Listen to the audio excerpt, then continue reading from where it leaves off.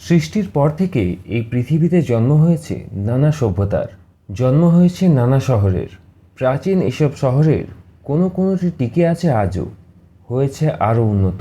আবার কোনো কোনো শহর নানা কারণে হারিয়ে গিয়েছে কালের গর্ভে। প্রাচীন নগরী আটলান্টিস থেকে রহস্যময় এলডোরাডো, এসব প্রাচীন হারিয়ে যাওয়া সভ্যতাগুলো আজও এদের নিজ নিজ রহস্যময় গল্প নিয়ে মানুষের মনে বেঁচে রয়েছে। আফ্রিকার দুর্গম জঙ্গল থেকে ভূমধ্য সাগর পর্যন্ত এসব রহস্যময় লুকোনো শহরগুলো সবসময় নানা অভিযাত্রী, নানা পর্যটককে আকর্ষণ করেছে, অনুপ্রাণিত করেছে বহু লেখক, বহু চলচ্চিত্র নির্মাতাকে। এসব শহর নিয়ে লেখা হয়েছে বহু বই, তৈরি হয়েছে বহু সিনেমা।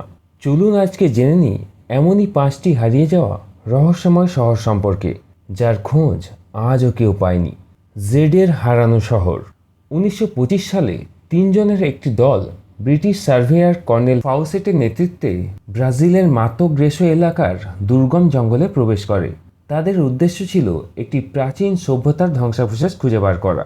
ফাউসেট এই প্রাচীন শহরের নাম দিয়েছিলেন জেডের হারানো শহর।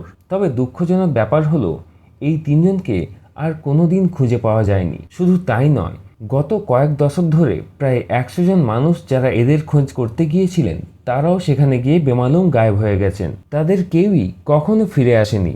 ধারণা করা হয় ফাউসেটের এই শহরটি কুহুকুগু নামের 21 শতকের শুরুর দিকে আবিষ্কৃত হওয়া একটি প্রত্নতাত্ত্বিক নিদর্শনের উপর ভিত্তি করে গড়ে উঠেছিল। একসময় এখানে 50,000-এরও বেশি মানুষ বসবাস করত।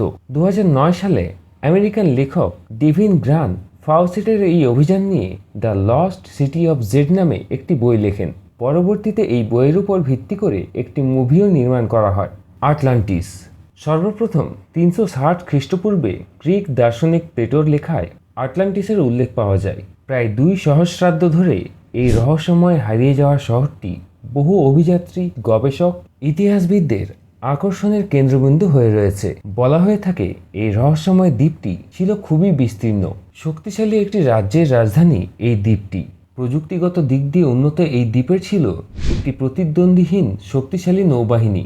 প্লেটোর বর্ণনা অনুসারে 600 খ্রিস্টপূর্বে কোনো এক অজানা কারণে আগুন ও ভূমিকম্পময় ভয়াবহ এক রাতে এই গোটা দ্বীপটি ধ্বংস হয়ে যায়, ডুবে যায় জলের নিচে। ডুবে যাওয়া রহস্যময় এই শহরের খোঁজে এ পর্যন্ত অসংখ্য অভিযান চালানো হয়েছে, তবে গবেষকরা এখনও খুঁজে পাননি এই হারানো শহরটি। এদের মধ্যে সবচেয়ে সাম্প্রতিক অভিযানটির নেতৃত্ব দেন কানাডিয়ান ইসরায়েলি সাংবাদিক ও অনুসন্ধানী প্রত্নতত্ত্ববিদ সিমচে জ্যাকোবোভিচি। তার অংশীদার হিসেবে ছিলেন বিখ্যাত চলচ্চিত্র পরিচালক জেমস ক্যামেরন। জ্যাকোবোভিচি ও তার দল প্লেটোর লেখা থেকে বিভিন্ন সূত্র নিয়ে এবং উন্নত প্রযুক্তির সাহায্যে সমুদ্রের তলদেশে হারানো শহরের ধ্বংসাবশেষ খোঁজ করেন। এ সময় তারা স্পেনের উপকূলে জিব্রাল্টার প্রণালীতে 6টি ব্রোঞ্জ যুগের পাথর নির্মিত নোঙর খুঁজে পান। এছাড়া আটলান্টিসের অন্য কোনো চিহ্ন তারা খুঁজে পাননি। তাদের এই আবিষ্কার প্রায় 4000 বছর পুরনো কোনো এক বৃহৎ সভ্যতাকে নির্দেশ করে। হতে পারে এগুলো সেই হারানো আটলান্টিসেরই অংশ। হারানো লায়োনিস রাজ্য। কিংবদন্তি অনুসারে লায়োনিস রাজ্য ছিল ব্রিটেনের সিসিলি দ্বীপে অবস্থিত এক বিশাল রাজ্য। কোনো একদিন বিশাল এই রাজ্যকে গিলে নেয় উত্তাল সমুদ্র। কেউ কেউ মনে করেন বর্তমানে সেখানে অবস্থিত 140টি দ্বীপ আসলে সেই ডুবে যাওয়া রাজ্যের পাহাড় চূড়া। উইলিয়াম ওরচেস্টারের লেখা ভ্রমণ বৃত্তান্তে সর্বপ্রথম কর্নওয়াল উপকূলে হারিয়ে যাওয়া এক সভ্যতার কথা দেখতে পাওয়া যায়।